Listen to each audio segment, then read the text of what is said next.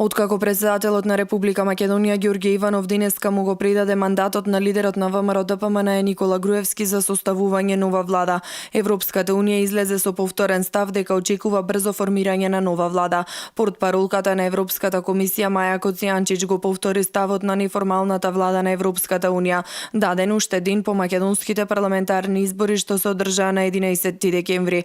Во оваа фаза единствено што можам да кажам е дека ние од блиско ја следиме ситуацијата. Како што рековме во минатото, ние во рамки на уставните рокови очекуваме брзо формирање на нова стабилна влада.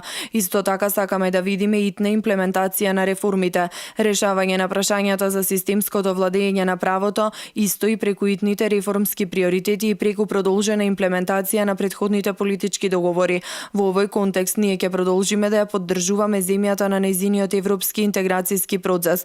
Тоа е се што можам да го кажам во моментов, потенцираше Коцијанчич. Овој став за изборите во Македонија претходно го искажа и Федерика Могерини и Јоханес Хан, подпредседателката и комесарот на Европската комисија, кои исто така побараа идната опозиција да игра конструктивна и активна улога во македонскиот парламент.